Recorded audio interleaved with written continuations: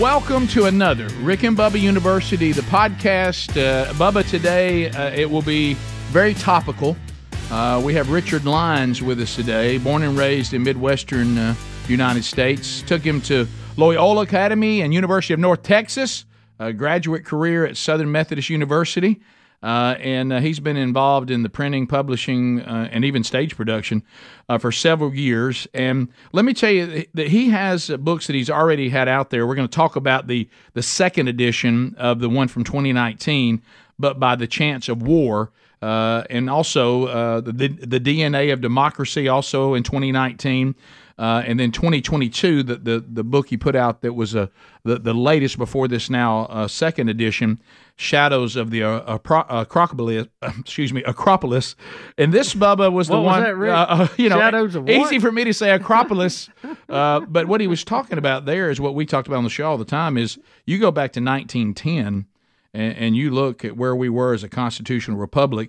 And then the move forward to now this administrative state and the growth of socialism. So if you haven't read that one, it's like reading the headlines. It's kind of like today. Mission Creep. It really is. But we want to focus on, we will maybe hit some of the others, but we're really focusing on this second edition, But by the Chance of War, that will be out in a couple of weeks if you're listening to this podcast not long after it was recorded. So let's welcome to Rick and Bubba University, the podcast, Richard Lyons. Richard, welcome to Rick and Bubba. Well, great to see you guys this morning. Yeah. Great to be here. Well, it's our pleasure. You know, when you wrote this book in 2019, But by the Chance of War, you know, you're basically going through world history, and you're talking about, you know, that war, we believe, since the fall of mankind, or whatever people's spiritual beliefs are, that's what we believe. But whatever you believe happened, folks have been at war for as long as we have been around, and you walk us through some of the more prominent wars all over the world, and you talk about something that keeps people awake at night, and that is the fact that, you know, it was one thing when we could all, you know, ride horses at each other and fight hand-to-hand combat, but now with the push of a button we could end the war. And there's more than one place who has that capability. So what does war look like in the modern era? So talk a little bit about that, But by the Chance of War, and then we'll talk about the new edition. Well, the central concern of by the Chance of War, and the first edition is out and available. The second edition will be up in a couple of weeks. It reads better. But the import is the same in either edition, and that is that mankind has certain failings regarding living in a successful society. The more successful a society gets, the more it questions itself, and there tends to be a degradation of internal values, and there also tends to be a willingness to appease. So, and as I go into 4 different eras of history, and they're real histories, it's again and again and again that you have a successful society that in a manner commits suicide, and the first thing it does is gives up its allies. It distances itself from the enemy by appeasement. And Winston Churchill said it best when he said, appeasers are those who feed alligators in hoping they'll be eaten last. And that's, when I see the Biden administration today, it's scary. We saw it with Obama, didn't we? We were a lot of people called it our apology tour around the world. And you touch on this in the book, and it really is a fact that a lot of times when you're dealing with enemies of your nation, to attempt to appease them, they only see it as weakness. They never see it as, well, that was a kind gesture. And I don't know why we haven't learned that. Well, no, and this goes back, Rick, for thousands of years.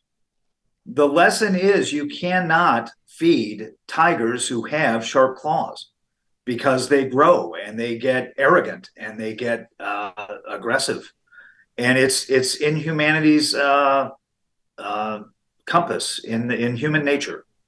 But and you're seeing it when Obama. I don't know why he loves Iran.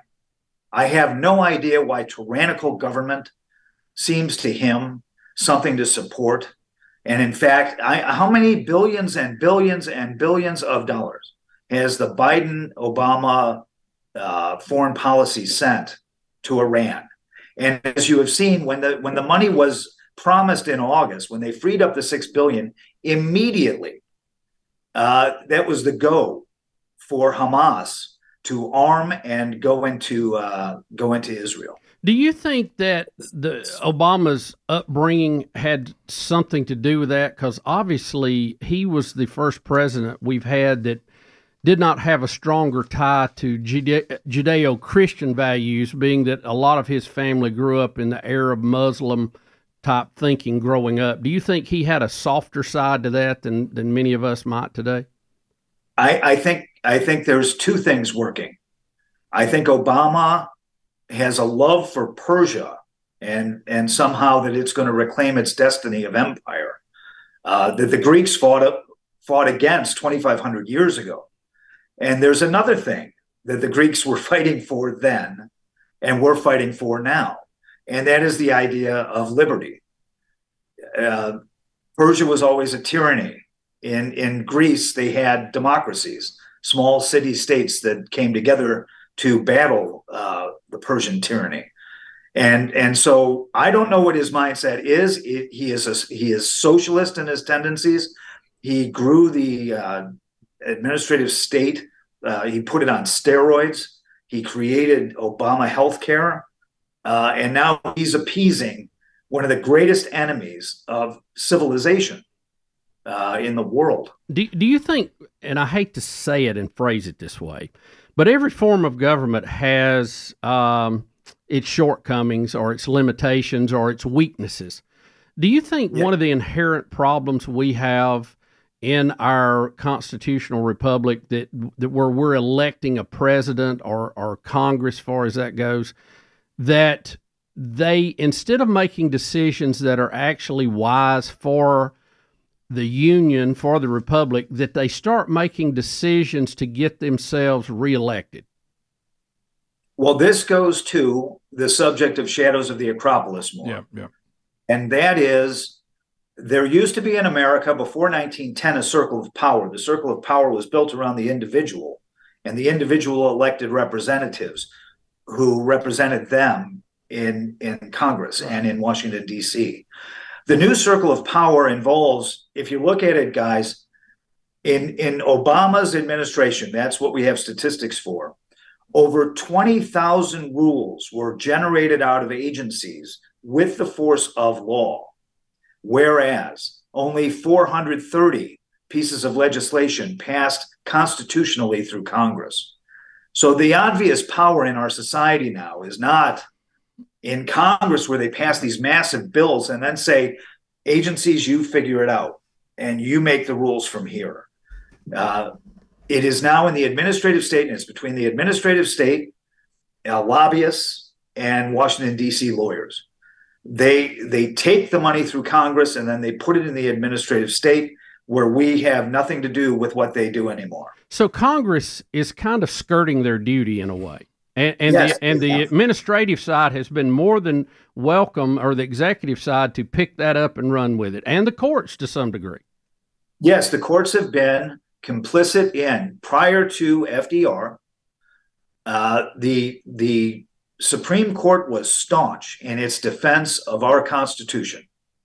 After FDR's long term of 12 years, he changed everyone in the court, and beginning with Felix Frankfurter, who came out of Harvard and believed in administrative law and believed in getting the socialist program into American society, not through legislative law, but through administrative law. And since then, the court, rather than defending the Constitution as is its oath, has taken to changing the Constitution fundamentally. So that, for instance, when you're an agency, you can pass rules without judicial oversight, and they have the force of law, so that our agencies are at once the executive, the legislature, and the judiciary in one body, which is utterly opposite to our idea of checks and balances. Yeah, we've had several high-ranking officials on, senators, and they have even alluded to the fact that the EPA is a modern-day Gestapo. I mean, they can just absolutely cause somebody a lot of grief and there's no oversight to that. I mean, it's quite a process. So I couldn't agree more with what you're saying. I mean, it's clearly slid into the, for lack of a better term, the swamp, as opposed to our elected officials doing the job we send them there to do. Exactly. It began actually, Bubba, with Woodrow Wilson when he created the administrative state. Yep. At that time, there was the Russian Revolution, and Wilson believed in socialism. And he said, well, the Russians have it wrong. They're doing it by revolution.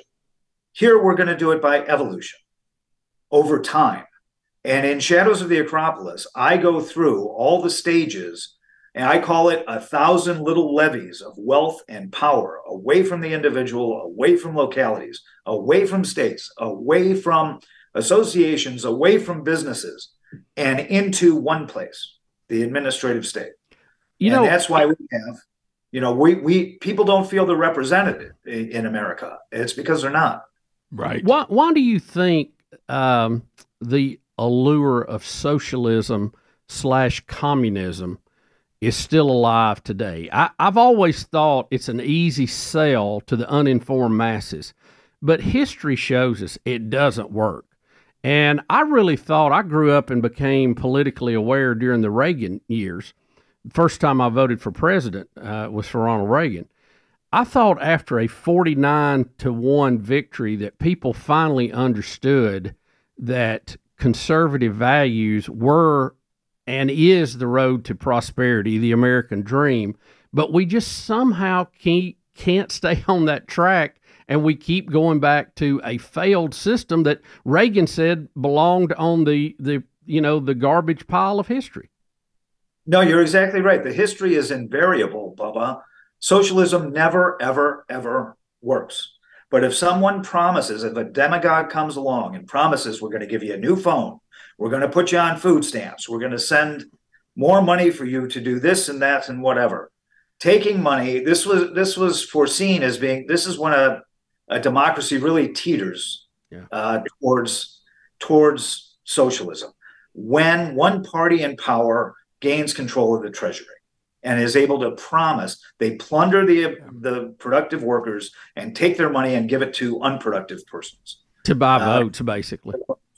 And so, yes. And going back to Reagan, and God love you for the reference, but when he came into office, you're exactly right. It was with there was steam behind him. The whole American population was with him, or a vast majority. And then he ran into the administrative state. And again, I have this in Shadows of the Acropolis.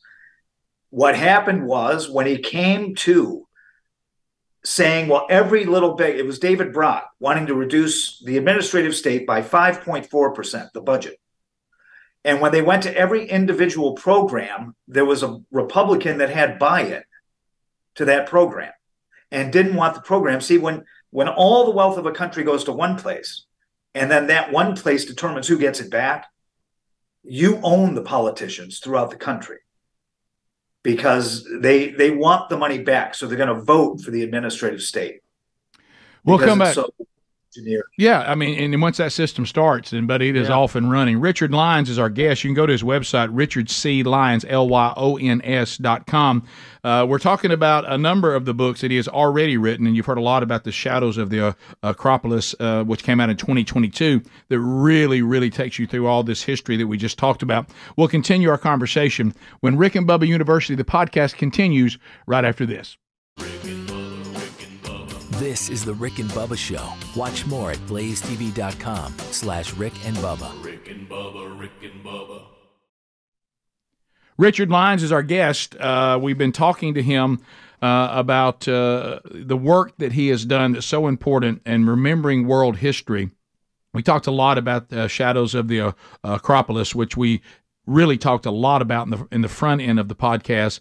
But By the Chance of War came out actually before that in 2019. You got a second edition that is coming out, and these books we're talking about are already available. The second edition is still a couple of weeks away. And you're going to work in what's going on in the Middle East. It's in the headlines today, all the things we just talked about. And this is what we see, Richard, and I think you do too. There's so many, and it kind of goes back to what you said about Obama, that maybe he doesn't understand fundamental theocracy like Iran. he sees them as a Saudi Arabia or a Qatar. Like, hey, if you'll give them capitalism or be nice to them or whatever, they'll stop all their foolishness. Which that's a gross misunderstanding of the difference in the two. We see the same thing with the Palestinians, Hamas, Hezbollah, and Israel. This Middle Eastern conflict, there almost seems to be a gross misunderstanding of what's going on, which is why the solutions that are proposed never work. Yes, that's true. And it's just another system of tyranny, the way Islam is. There are two realms in Islam. What is it called? There's the realm of Islam, which is the realm of peace. And then there's Dal al-Arab, which is the realm of war. And if you are not Islamic, if you do not have a rigorous belief in Islam, Islam is at war with you, no matter where you are in the world, until you convert. They believe in the sword as a manner of conversion, and have for 1,300 years. But socialism is very akin to that. You just replace Allah with the state. Right. Yeah. And so if the state is look at what happens now in our media when someone disagrees with the Democrat Party, or when somebody mentions Judeo-Christian ethics, or when someone says, well, geez, shouldn't people be learning civics? Shouldn't they be learning that America is the greatest force for good and liberating people all over the world for the past 250 years? And see what happens to you. Well, you guys know better than anybody. So if you go against the state or you go against Islam, they are at war with you. And this is a pitiless war. They are not merciful. They don't share in Christianity.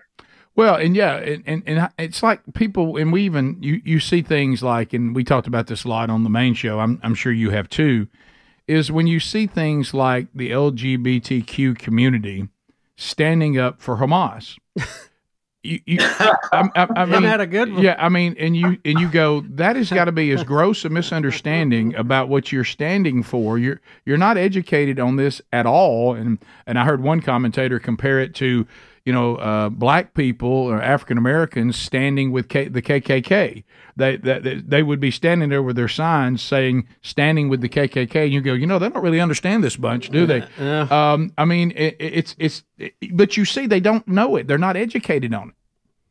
I'll give you a little piece of history from Shadows of the Acropolis again.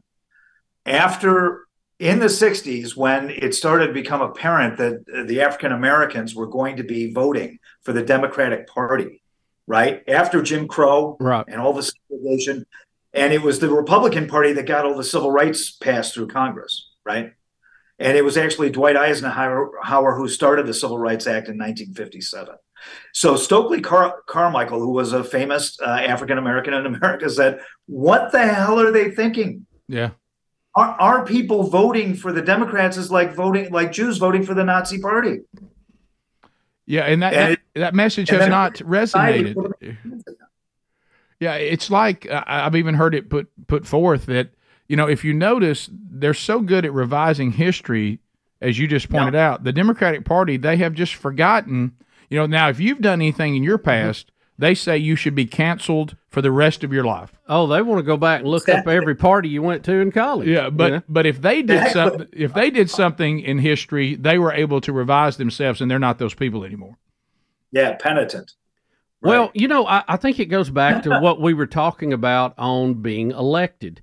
The Santa Claus principle outweighs everything. It does. What can I get today for free? And we all are guilty of that to some degree. But it just is out of control now. I mean, the what should I do for my country, being more important than what it can do for me idea is long gone. Yeah, that was JFK, right? Mm-hmm. And he didn't phrase it like I did, but yes, it was JFK. Yeah, but look at RFK now. That guy looks like he is a Democrat from the Democratic Party of years ago, and they won't even let him speak in the Democratic Party now. Yeah, that's the state again. Yeah, well, you see people even like Bill Maher, who I don't think would ever agree with us on many things, but he even understands, wait a minute, we claim to be liberals. What we're doing isn't liberal. This is Nazi kind of stuff. This is fascist kind of stuff. The liberal means that everybody should be able to speak their mind and live out their truth. And he, even he's saying we're not doing that. We're canceling people and keeping people from expressing themselves. And as you point out, that really has been around for a long time from some really bad characters. And what they always did. I always laugh when I see the Democrats saying that they're concerned about our democracy. You couldn't get them to call it a constitutional republic if under any circumstance. But what all those regimes that you talk about in history, what did they always tell you? We're here to protect you from ultimately us. We're the ones that want to go to socialism. We're the ones that want to go to communism. We're the ones that want a tyrannical central government. But we're here pretending it's the other guys that's going to take away your liberty when really we're the problem, and they do a masterful job of selling people on basically voting for the problem that they claim to be against. Well, the greatest guy, the most efficient person at that was Joseph Goebbels in Nazi Germany. And in his diary, he talked about propaganda and how to be successful. And he said, if you repeat an untruth enough times, people will take it for truth to the point that they will be convinced that a circle is actually a square and a square is actually a circle. You just keep repeating it, right? And the media is excellent at that, and the Democratic Party is excellent at that. And they're what they call democracy is mass support for a demagogue who will take all the rights away from everybody. What is our system, what was and should be our system, is a system of federalism, a constitutional republic, where localities and states are allowed to do what they want to do. And the federal government does one thing: it protects the borders, which is the exact thing it won't. Right. Isn't that ironic? They won't power the Constitution. They won't power the Constitution gave them, but they won't actually do the responsibility that the Constitution gave to them. We'll come back. We'll finish our conversation as Rick and Bubba University, the podcast, continues with Richard Lyons right after this.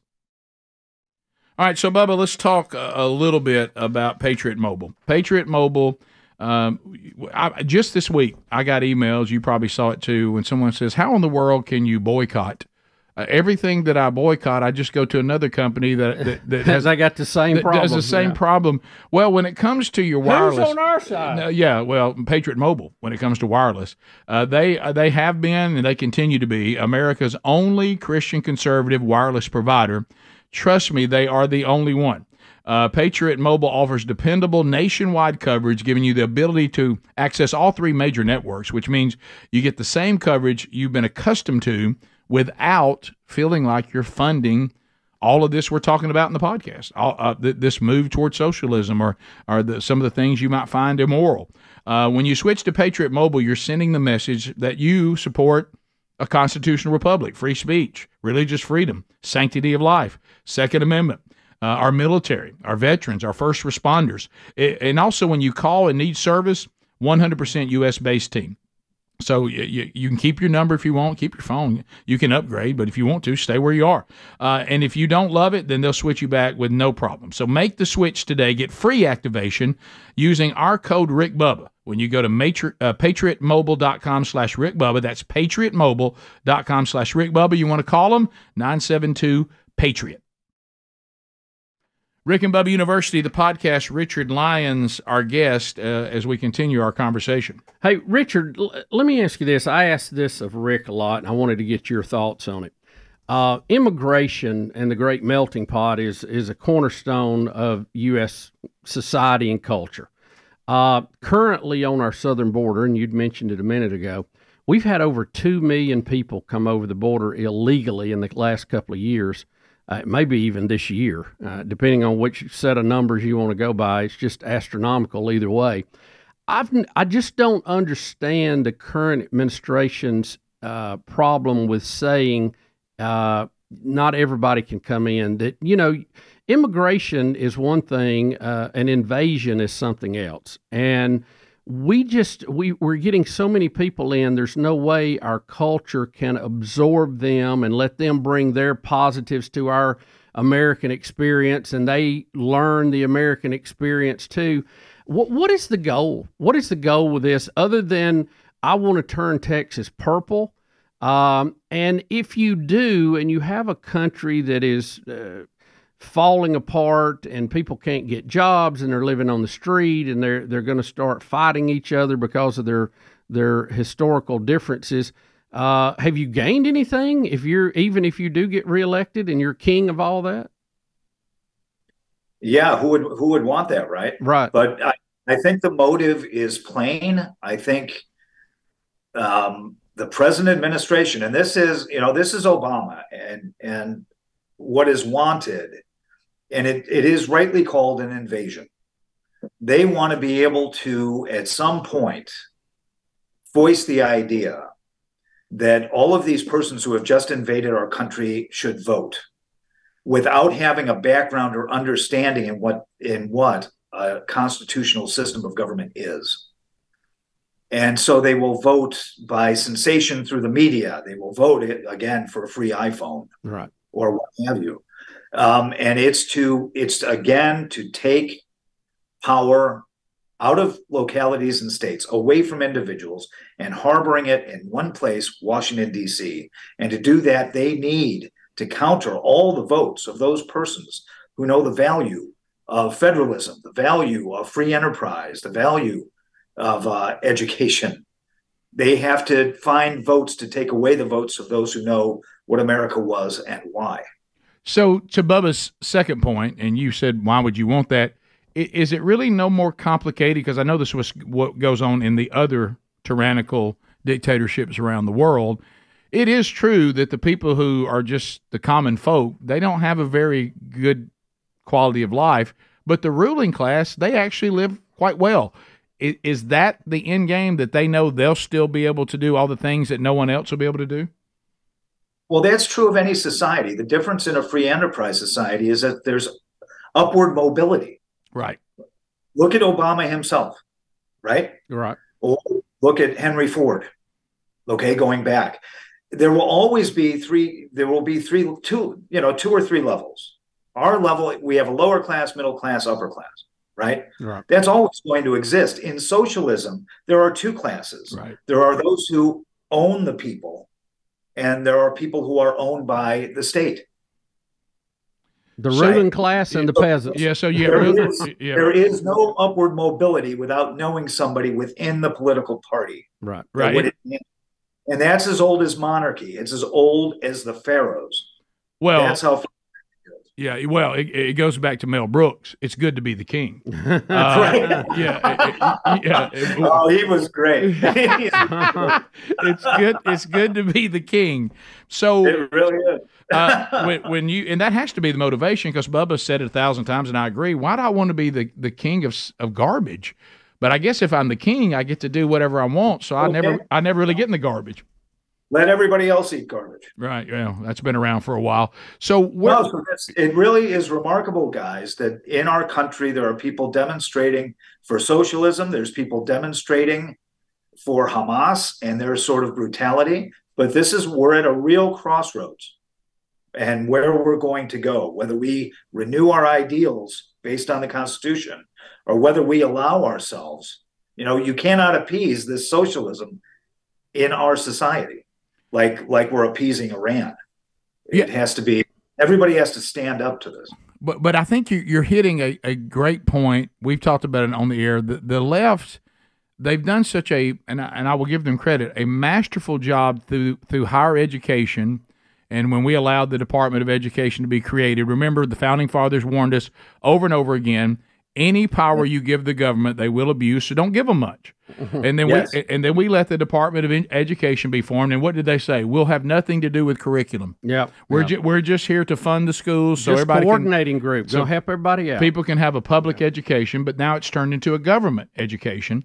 And so what you said a minute ago, and why I think your books and people like you, why it is so important, why homeschooling's become more popular, why private schools are booming. To your point about the border, if I don't know what a constitutional republic is and I don't know the history of this country, well, then when you put something in front of me that isn't the genuine article, back to counterfeiters, you know, the Secret Service, they only show them the genuine article. So when they see a counterfeit, they know that it's wrong. They don't show them counterfeit money. They show them the genuine article. Well, if I never see the genuine article, I can't spot the counterfeit. So in the education system, there's a push away from true American history. There's a push away from teaching the federalism and the constitutional republic. So when someone violates it, you don't know the difference. Right. And you know, we're a very distracted society too these days. I mean, we'd rather, you know, but you have to protect the freedom of our country in order to enjoy everything else. Right. Trust me, in Venezuela, they don't enjoy watching soccer. No. Right? They know who's going to win. So, I mean, it takes a lot of the joy out of a society when you don't defend the one thing that makes you a great society, which is our liberty. Do you think we're escalating right now? A lot of people say you got a lot of expertise in the wars of the world. Do you see that we're headed toward another world war or no? I think this could be the phase before that. If we appease Iran now, if we allow, and this is eerily similar to what happened in World War II, when at a point Nazi Germany had a non-aggression pact with Russia, and then Japan was allied with those two entities and Italy. It's eerily similar now that you have China and Russia and Iran agreeing to be allies. And so but it must be stopped now. Right now, we cannot, through appeasement, what they want to do is fund Iran's way to a nuclear capability if Iran just won't use a missile for the next 5 years.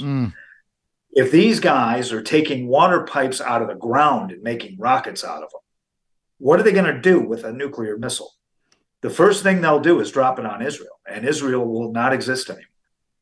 Which is what they want, and that's that part about the misunderstanding. Exactly what they want. Yeah. So where is the?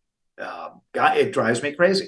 Where is the rationale of funding the persons who promised this? Why give them $1? You should be spending everything on armor against this sort of a power, and you should absolutely cut them off economically, not disregard sanctions like you're disregarding your own border. Right. They practice, the Democratic Party practices how not to execute the law. They practice how not to have a defensive foreign policy. We'll come back and we'll finish our conversation with Richard Lyons. And if you're looking for any of the books we keep referencing, you can find them, but you can just go to richardclyons.com. That's his website. You can find everything there, and you can look for his books wherever books are sold too. We'll come back for the last few minutes on Rick and Bubba University, the podcast, right after this. So, Bubba, we were talking about the state of things, and if you have the wrong point of view right now, you will be canceled, you will be removed, and your ability to even make a living will be squashed if possible. And you don't hear people use the word squashed much, but I know exactly what you mean. Where we grew up, I, for one, do not want to be squashed. I don't either. So Blaze Media, and we're part of the Blaze Media team, they're finally saying, look, we're going to declare our independence from big tech because, Glenn talked about it this week. When it came to their website where the Blaze News is and all these articles that the big tech companies were taking them and trying to hide them from everybody and trying to take the audience that could actually access them down to practically nothing. And so Blaze TV said, enough. We're declaring independence. So they're going to cut out the middleman because it's kind of like what you and I have talked about, some of the new technology that we actually like, is that if the people want to hear and see what we do, they can without somebody in between them and us. So the ad dollars will no longer support blazemedia.com. It's going to be subscription supported. So if you want access to these articles, and they do a great job, this is this important information that we're talking about. The censorship from the big tech companies, the only way around them is to have people subscribe, and then you cut the ads out and you don't use their platform. So if you want to right now subscribe, you can go to subscribe.blazemedia.com. It's not a lot of money, and they're not going to stand for anyone policing what you can and cannot consume any longer. Blaze is done with that game. So subscribe.blazemedia.com. Take out the middleman. Access this information now more than ever, provided by Blaze Media. Again, subscribe.blazemedia.com. Richard Lyons is with us. We have about 10 more minutes, and then our time with Richard will be up for at least the podcast. In a couple of weeks, you'll see the second edition, but by the chance of war, coming out. The other books that we've mentioned are available, including the first edition of this. And, the question right now, Richard, that I think the people that listen to us, that read you, it seems to be we hear this all the time. We hear the problem. Richard, you've pointed out the problem quite well.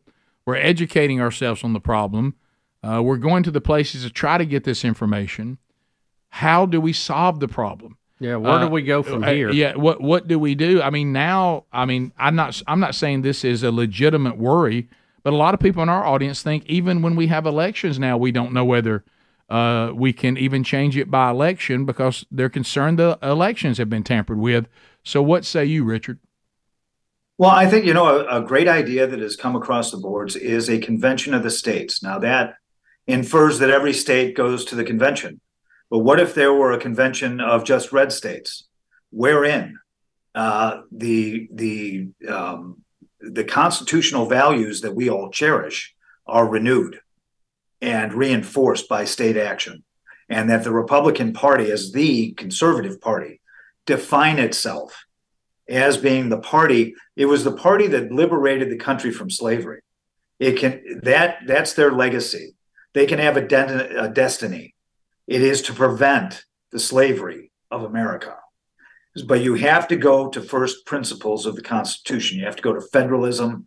You have to take power out of Washington, D.C. And it's not as complicated as it seems, because these agencies were created unconstitutionally. And their rules are unconstitutional at their basis.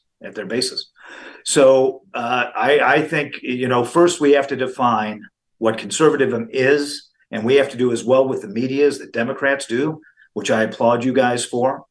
Programs like yours need to be multiplied. And people need to be educated, a convention of the states, and then someone like a Trump who can break some glass in Washington, D.C. He said Trump. There it was. You said it. Richard, I thought when Ronald Reagan and conservatives got rid of the restrictions so that you could have shows like we have, the fairness doctrine, that it was a big step forward for conservatives and mainline thinking in our country.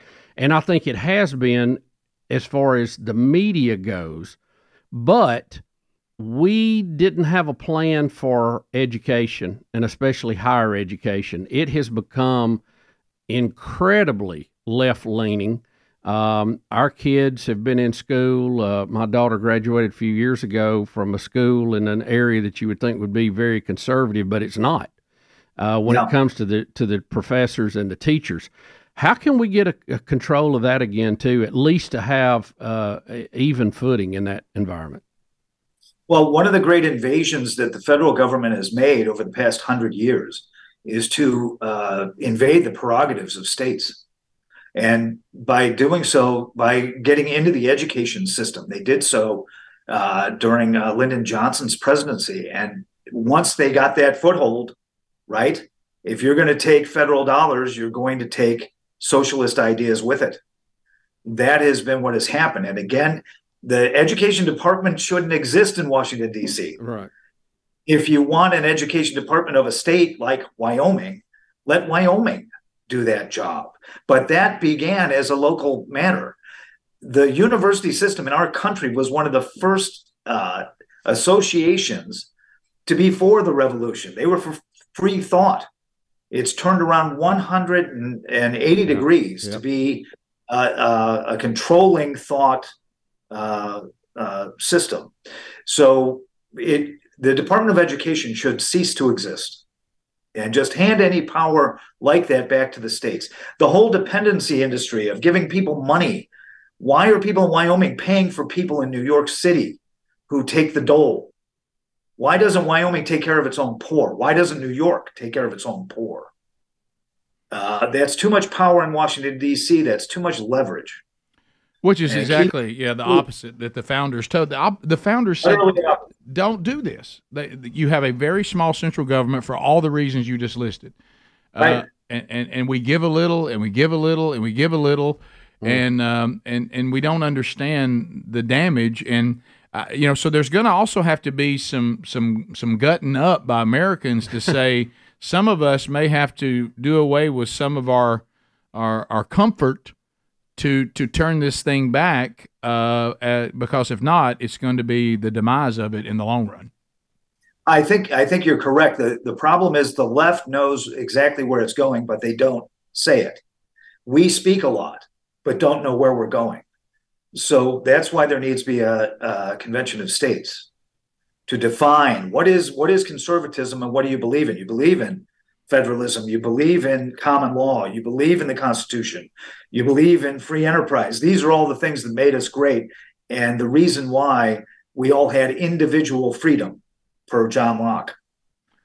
They are fighting the opposite. They are utterly opposite to that. They want command and control of the economy. They want concentrated power in one place, Washington, D.C., to determine everything, including education. So we need to understand our opposition. We need to define ourselves accordingly. Is Trump the guy? I mean, I know when you think about a true constitutional conservative, there's some areas maybe not so much, but do you think as far as a fighter and understand the state of things that he's a candidate that can get some of this done? I'll say this. He is a true conservative by the legacy he left from his first term. He is also the most persecuted man that has ever lived in America. Yeah. No, that is not an exaggeration. I agree. And has been since the day he went down the escalator. And for him to still be fighting is extremely admirable. And the reason they keep persecuting him is because he is that big a threat. Does he say things that are out of bounds? Does he say things that are crass? Is he not statesman enough alike? Yes, perhaps. But I would like us to be able to define who we would elect by the conservative principles that he fulfilled in his first term. Yeah, I think he can look back, like you just said, and we say this on the air, the good, the bad, the ugly. He's able to show you his 4 years compared to where we are now. And the old saying, the proof is in the pudding. Richard, too, this is something we've been talking about on the show, and I know we're about out of time, but I've never seen anyone's legal counsel be prosecuted like his has. Now, I know from time to time a lawyer will be prosecuted for doing something against the law, but I thought a lawyer's job was to stand up and defend their client's position, and now we're seeing those prosecuted because of their affiliation with their client. It's straight out of Mussolini's Italy and straight out of Hitler's Germany. You attack every opponent and everybody associated with them. Well, you attack their family. Yeah. This is exactly what's happening now. They have a very old playbook, and they're working it. Well, Richard, thanks for being with us. If you want to find out more about Richard Lyons, go to richardclyons.com. But by the chance of war, the first edition is out. The second edition is coming. The DNA of Democracy 2019 and Shadows of the Acropolis 2022. It came out. All those are available. You can find them. And now more than ever, these are really important reads, so you can at least be educated on the history that it used to be a given, that everybody was taught this, and it's just not a given anymore. So, Richard, thanks for being with us. Well, guys, I really appreciate your having me on and what you do with your show. Well, continue the good fight. Thanks to you and thanks to every one of you for joining us on this edition of Rick and Bubba University, the podcast.